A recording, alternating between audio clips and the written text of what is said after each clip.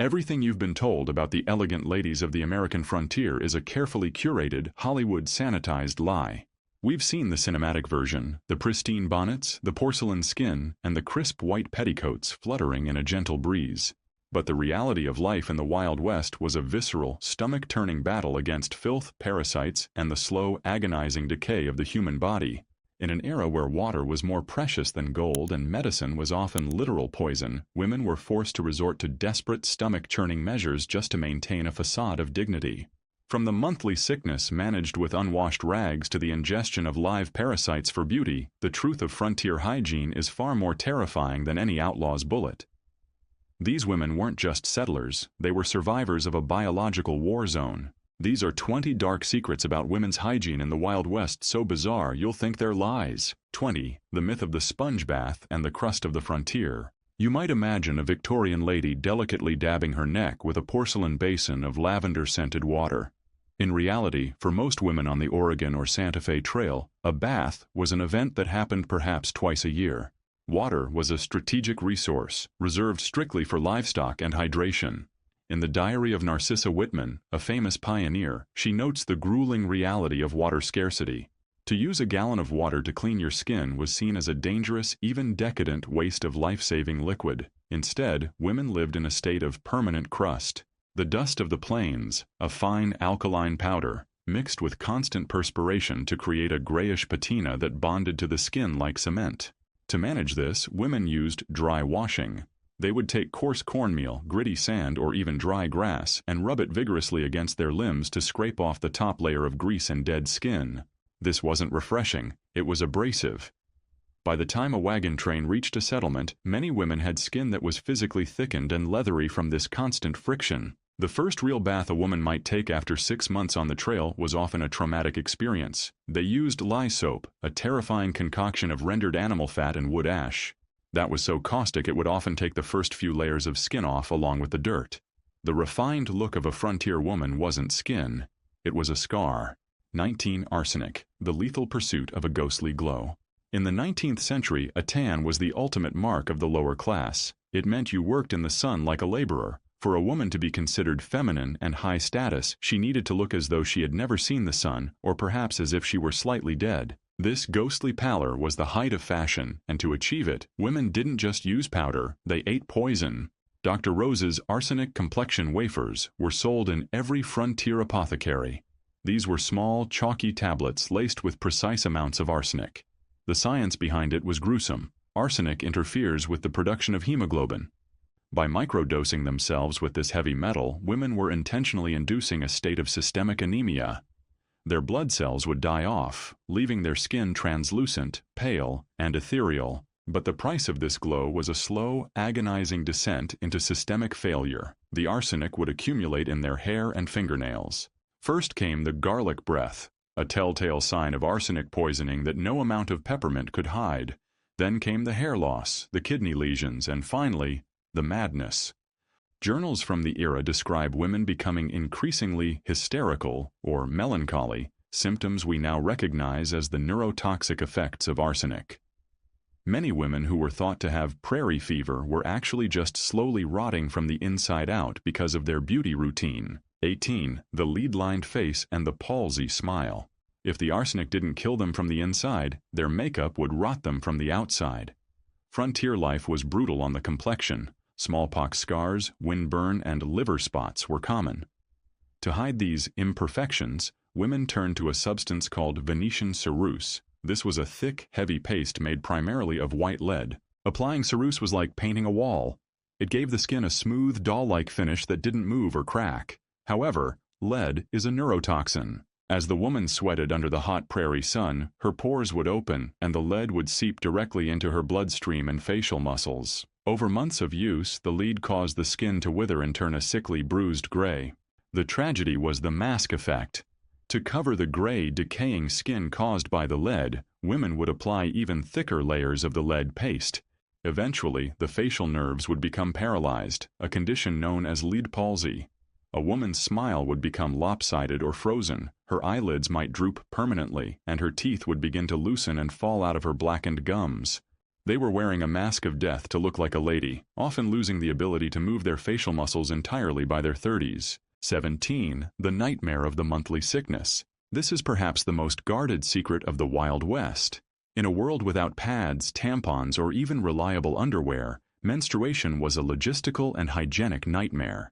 Society deemed the topic so taboo that women often didn't even speak to each other about it, leading to widespread misinformation and suffering.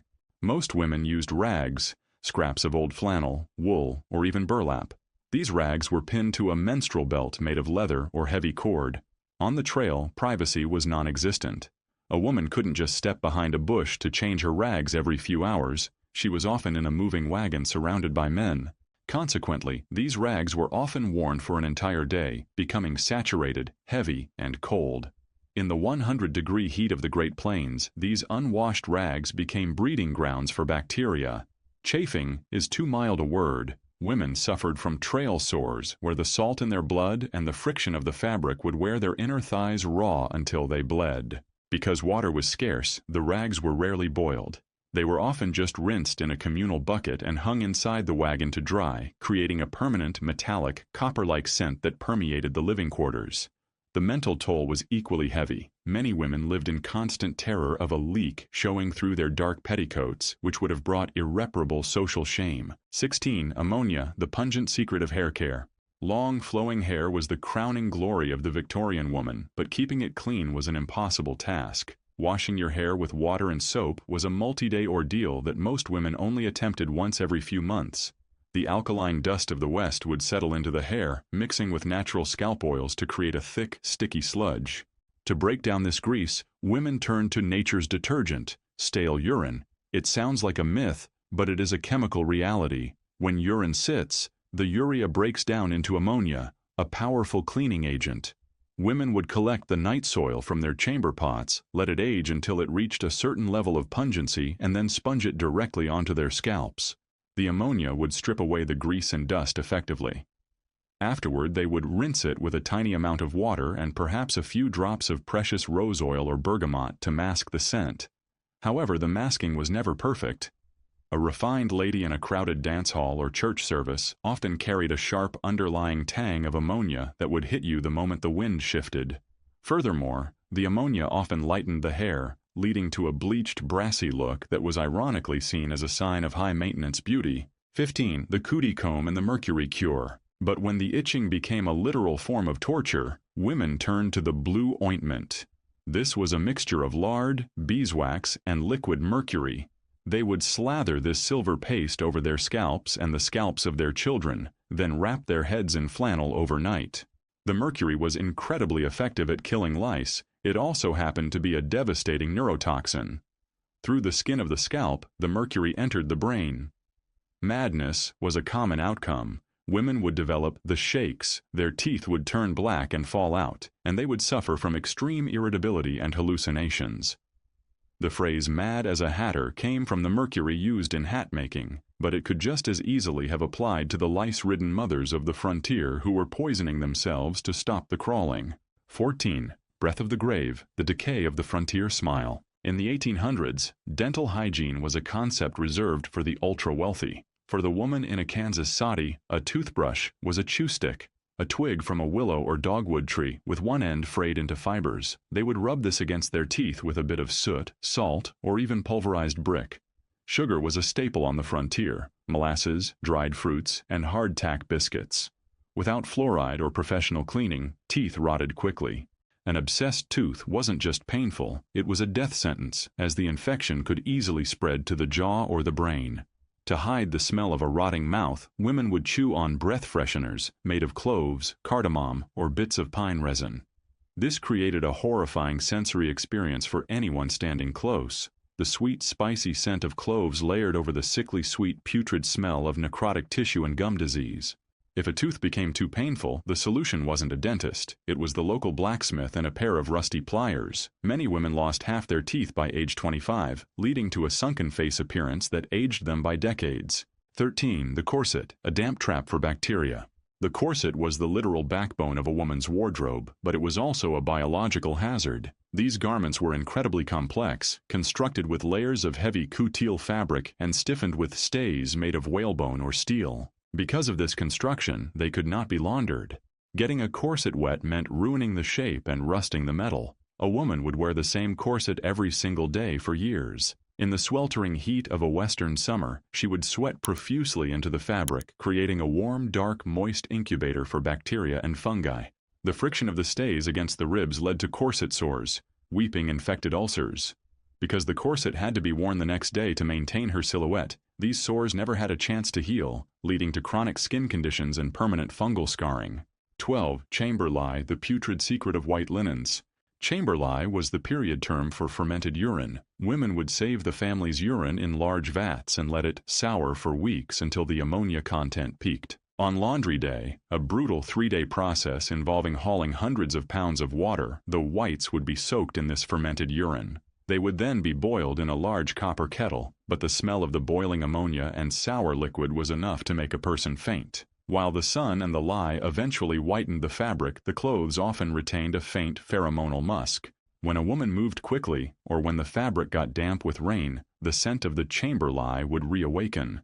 This is why Victorian parlors were often heavily scented with dried flowers, to hide the fact that everyone was wearing pea-bleached clothing. 11. The parasite paradox, swallowing death for a waistline. As the 19th century progressed, the hourglass figure became an obsession. If a woman couldn't lace her corset tight enough, she might turn to the tapeworm diet. Advertisements in frontier newspapers often featured sanitized tapeworms in pill form, promising a perfect figure without effort. The logic was simple and terrifying. Swallow the parasite, and it would live in your intestines, consuming a portion of every meal you ate. This allowed women to consume the high-calorie frontier diet of lard-fried bread and salted pork while still losing weight. The hygiene crisis came when the worm grew too large, sometimes reaching lengths of 20 to 30 feet. The side effects included bloating, malnutrition, and anal itching so severe it led to secondary infections. To cure the worm, some frontier doctors suggested holding a bowl of warm milk in front of the patient's open mouth to lure the worm out. Others used more violent purgatives that often caused the patient to dehydrate and die alongside the worm. It was a biological gamble for a smaller waist. The horror of prairie itch. One of the most common complaints in pioneer journals is the itch. This wasn't just dry skin, it was scabies. These are microscopic mites that burrow under the skin to lay their eggs, causing an allergic reaction that feels like your skin is on fire. In the cramped, unhygienic conditions of a sod house, where the walls were literally made of dirt and the roof was grass, scabies spread like wildfire. To combat this, women used a sulfur and lard salve. They would strip naked and coat their entire bodies in a thick yellow paste made of animal fat and brimstone. To make it work, they had to stay coated in this mixture for 48 to 72 hours without washing. The smell of rotting eggs combined with rancid hog fat was so overpowering that itchy families were often shunned by their neighbors. The sulfur would also turn their silver jewelry black and ruin their bedding. It was a miserable, stinking existence, but it was the only way to stop the bugs from eating them alive. Many women had sulfur-stained skin for years after an infestation. Enter belladonna, the deadly stare of the frontier. A beautiful woman was expected to have wide, dark, soulful eyes, a look of permanent innocence and surprise. To achieve this, women used drops made from the belladonna plant, also known as deadly nightshade.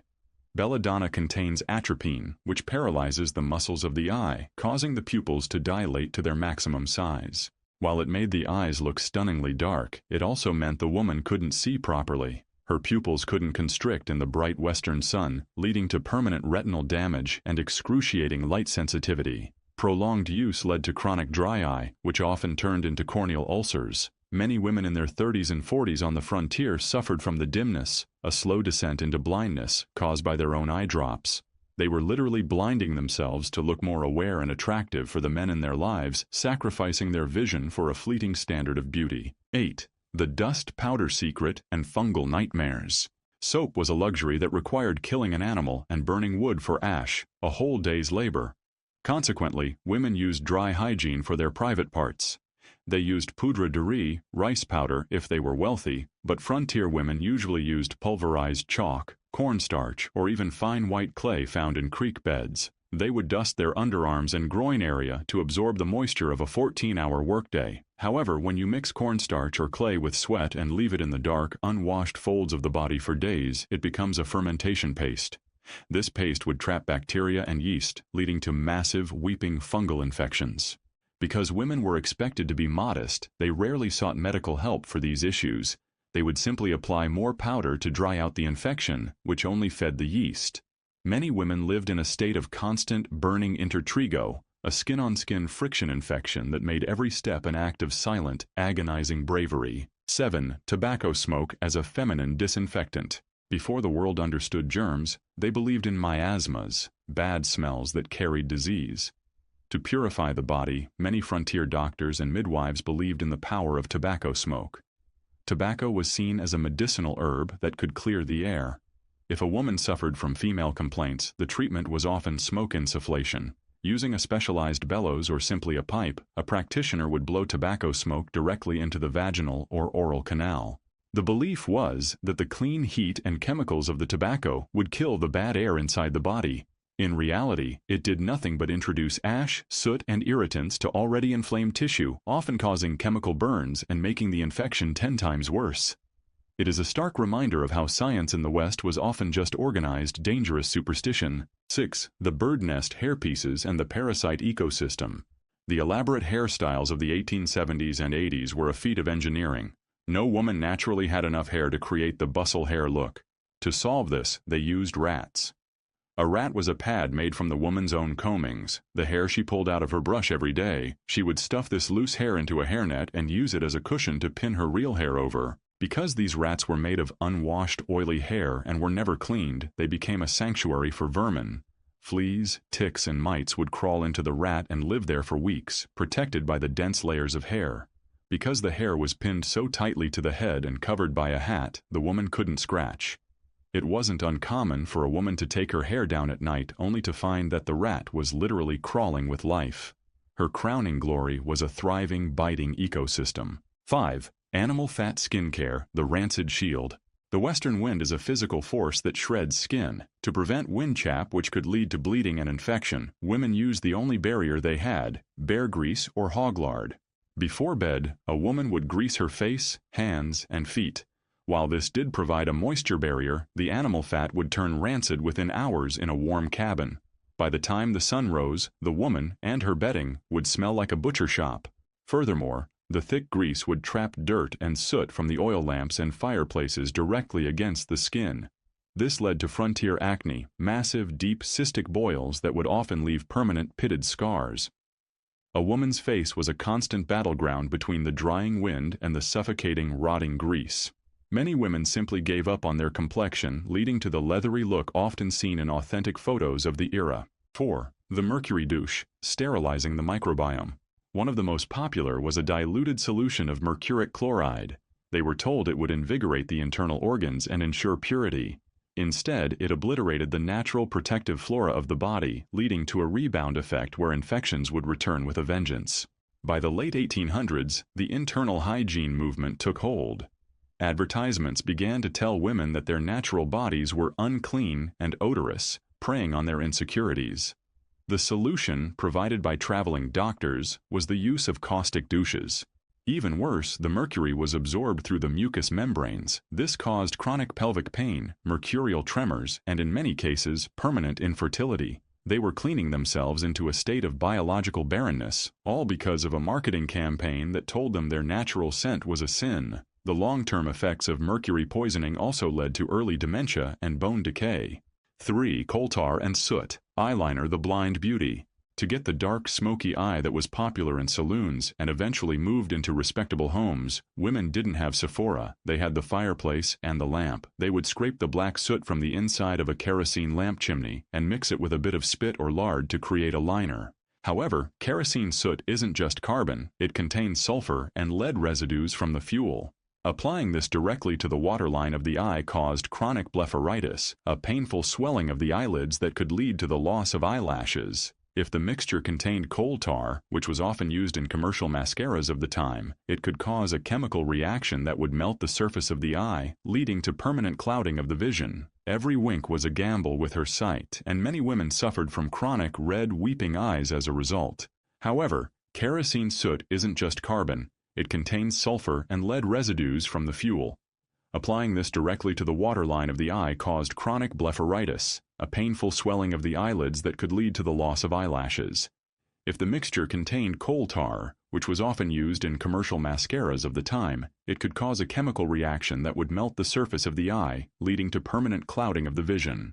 Every wink was a gamble with her sight, and many women suffered from chronic red weeping eyes as a result. 2. The shared bathwater hierarchy. When a family did decide to have a full immersion bath, it was a logistical nightmare. It took hours to haul the water from the well, hours to heat it over the fire, and a massive effort to dump it into a galvanized tub. By the time the woman got into the tub, she was stepping into a lukewarm, opaque sludge of her husband's and son's body oils, sweat, trail dirt, and whatever else they had picked up in the barn.